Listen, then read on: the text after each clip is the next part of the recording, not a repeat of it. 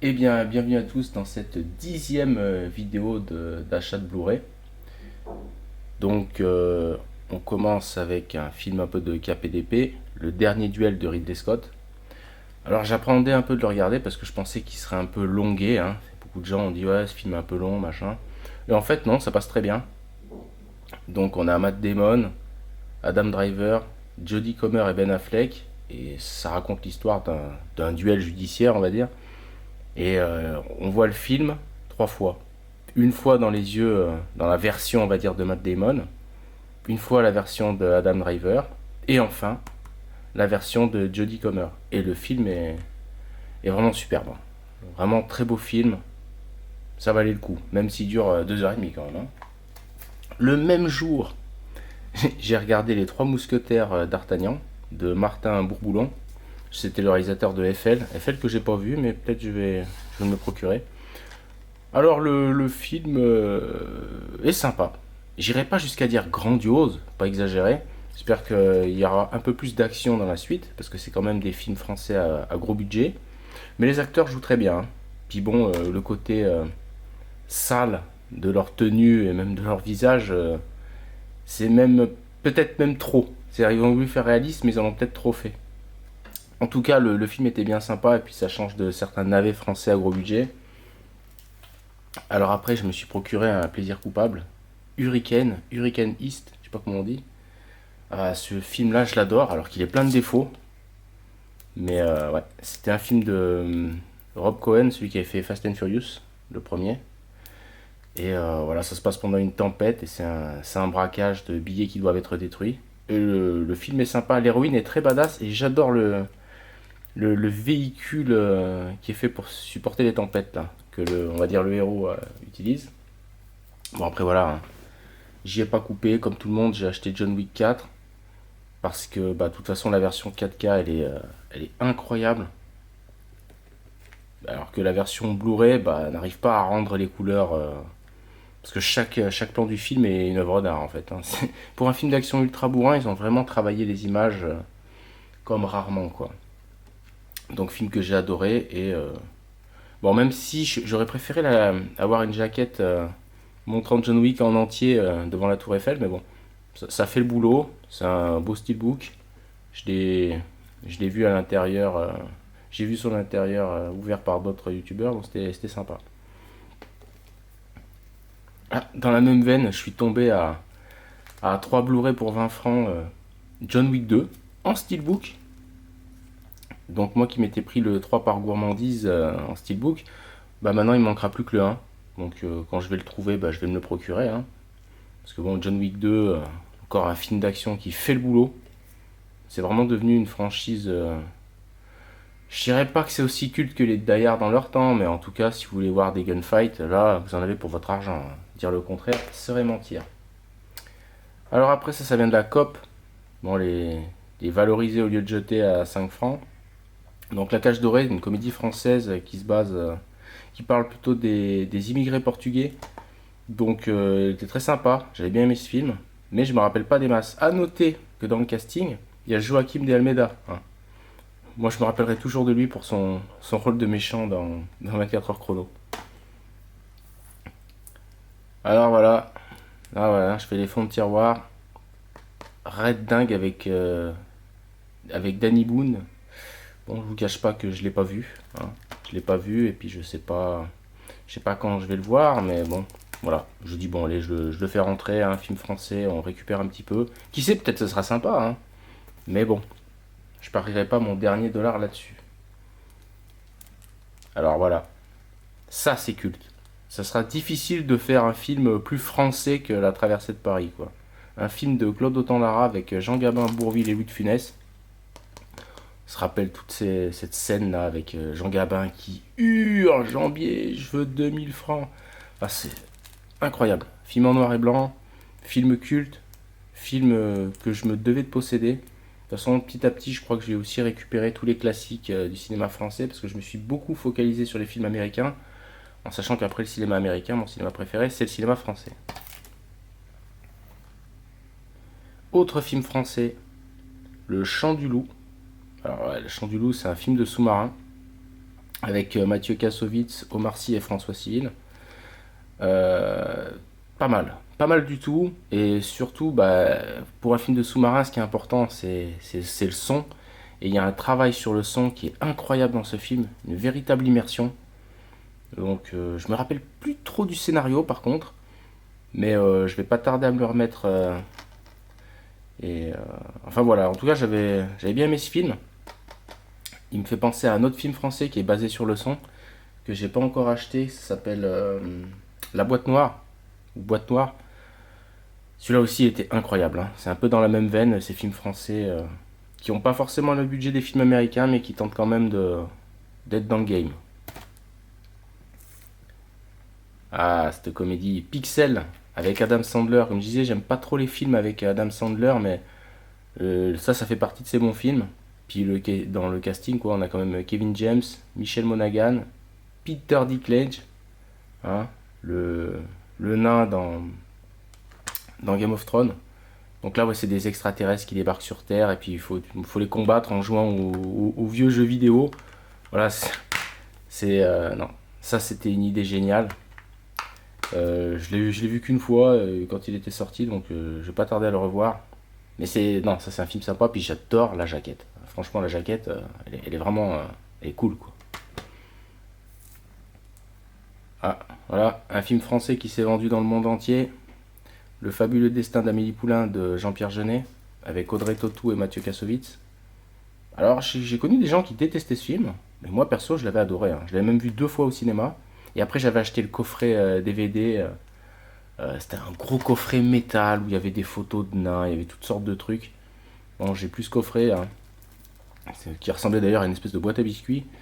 Mais bon, là du coup, je me suis procuré le Blu-ray. Et c'est un film. Alors, oui, on est d'accord, hein, c'est du Montmartre fantasmé, hein. La France d'aujourd'hui ressemble pas au fabuleux destin d'Amélie Poulain, hein. Si les touristes regardent ce film et débarquent en France, ils vont tomber de leur chaise, hein. Voilà. Encore un miracle français, le dîner de con. Celui-là aussi, pareil, je l'ai vu au cinéma au Castillet à l'époque. Voilà, ça se voit que c'est adapté d'une pièce de théâtre, hein, c'est quand même surtout un huis clos. Mais qu'est-ce que c'est drôle, qu'est-ce que c'est bon, qu'est-ce que les acteurs jouent bien. Thierry Lhermitte, Jacques Villeray, Francis Huster, toute la clique, ils sont tous bons. Puis les répliques cultes, hein, il s'appelle juste Leblanc. Ah bon, il a pas de prénom. Enfin, tout le monde connaît ces petits sketchs. Mais bon, ce film de Francis Weber, là, c'est un miracle. Et on reste encore dans le cinéma français, hein, on est vraiment avec la Gaumont, là, sur ce coup-là. La gloire de mon père d'Yves Robert. Alors celui-là, je l'avais vu à l'école. Je devais être en sixième ou en cinquième. Et je me rappelle que j'étais transporté dans cette histoire. Un peu comme Jean de Florette. Sauf que maintenant, je ne m'en rappelle plus. Et du coup, je l'ai acheté pour le revoir. Donc je me permets d'en parler parce que je l'ai déjà vu quand j'étais petit. J'avais adoré cette ambiance. Cette ambiance, hein, c'est un peu le sud de la France perdu. On est un peu dans la Madeleine de Proust là. Donc je vais le revoir très prochainement. Puis en tout cas, puis il faudra que j'achète aussi la suite, hein, le château de ma mère. Ouh, petit film, ouais, je pourrais dire presque petit film indépendant, petite surprise comme ça, Fall. Préparez-vous au vertige ultime. Alors ça, c'est l'histoire de 2 jeunes femmes qui font de l'alpinisme. Puis il y en a une qui est traumatisée parce qu'elle perd son mec lors d'une sortie. Et puis bon, allez, pour se refaire un petit peu, ils disent allez, on va escalader une antenne dans le désert, une antenne extrêmement haute. Et bah les choses vont mal tourner et puis on se retrouvait coincé sur cette antenne sans aucun moyen de prévenir de l'aide. Et à la hauteur où elles sont pas vraiment visibles, quoi. Puis en plus c'est au milieu de nulle part. Donc voilà, si vous aimez les films où il y a un peu de vertige, ou si c'est votre truc, là il y a des images qui font... Ouais, ça fait un peu tourner la tête. En tout cas, le film est très bien. Vous... Voilà, vous voyez la jaquette, vous achetez ce film, vous aurez ce que vous êtes venu chercher. Collatéral. Voilà, le boss, Tom Cruise, avec Jamie Foxx. Alors là, peut-être des seuls rôles où Tom Cruise joue le méchant. C'est un tueur dans le film, qui va exécuter plusieurs contrats. Et il prend comme chauffeur de taxi Jamie Foxx. Et Jamie Foxx va peut-être essayer de reprendre le contrôle et de sa soirée et de sa vie. Et ouais, ce film, film génial. Film génial, mais film que j'avais vu qu'une fois parce que je trouvais que le son sur le DVD à l'époque, on n'entendait pas les dialogues. Et puis dès qu'il y avait un coup de feu ou dès qu'il y avait de l'action, c'était assourdissant, c'était impossible. Donc je l'ai vu qu'une fois. Là, je vais peut-être pouvoir le revoir dans des conditions un peu mieux étalonnées, va-t-on dire. Enfin, voilà quoi. Puis c'est les commentaires du réalisateur Michael Mann. Michael Mann, hein, dont on attend toujours le hit 2. Alors, à la poursuite de demain. Alors, vous fiez pas au boîtier 4K, hein, c'est parce que le boîtier, j'avais acheté ça chez. Enfin bref, c'était arrivé complètement explosé. Donc j'ai retiré la jaquette. Comme j'avais quelques Blu-ray 4K qui traînaient, je l'ai mis dedans. Donc, à la poursuite de demain, très bon film de science-fiction de Walt Disney. Hein, je vais carrément dire de Walt Disney, mais c'est pas un film de Walt Disney, c'est un film de Brad Bird avec George Clooney. Donc je me rappelle pas trop de l'histoire, mais je me rappelle que ça fonctionnait très bien et que j'avais passé un super moment. Hein. Donc je crois que c'est aussi tiré d'une attraction Disney. Hein. Mais enfin voilà, je suis content de le rentrer dans la collection. Oups, un deuxième George Clooney. George Clooney in the Air ou Up in the Air, je sais plus le titre original parce qu'on a tendance à rajouter des syllabes quand on veut américaniser des titres déjà américains. Donc c'est quoi? C'est un mec qui voyage à travers les États-Unis, qui collectionne les miles et dont le boulot est de licencier les gens en fait, enfin d'annoncer aux gens qui sont licenciés. C'est une espèce de comédie romantique. Je l'avais vu au cinéma aussi et j'avais adoré. Il me donnait envie de prendre l'avion ce film, je sais pas pourquoi. En tout cas, film très sympa. Voilà. Et puis je crois que c'est la première fois que j'avais vu aussi cette actrice là, comment elle s'appelle Vera Farmiga. Ouais, Vera Farmiga, je crois que c'est la première fois que je l'avais vue. Un classique de Clint Eastwood, Lettre from Iwo Jima. Donc voilà, là c'est un peu le point de vue japonais. Hein. D'ailleurs, je m'aperçois que le film, le boîtier est en allemand. Donc j'espère qu'il y a le français. Audio, Französisch, oui c'est bon, il y a le français. Donc Lettre d'Iwo Jima, hein. Pour les mecs qui sont morts, ils y sont tous passés, hein, jusqu'au dernier. Un classique Disney, un classique Pixar, Là-haut. Là-haut qui dès le début est quand même assez un peu triste, hein, puisqu'on voit le temps passer jusqu'à ce que le monsieur soit veuf. Mais non, comme la plupart des Pixar, hein, c'est magnifique, c'est visuellement inégalable. Alors un Guy Ritchie pas très connu, Agents très spéciaux, Code from Uncle. Alors celui-là, je l'avais vu à l'époque, j'avais adoré. Vraiment un film niveau James Bond, mais avec beaucoup d'humour. Ah, c'était super. Là, les Armie Hammer et Henry Cavill sont super bons dans ce film. Ouais, ça c'est vraiment... C'est entre Mission Impossible et James Bond. Mais c'est vraiment bon, hein. C'est pas un second couteau. Détective Pikachu. Bon, alors là, pour la blague, j'ai fait une commande chez Blue Cats.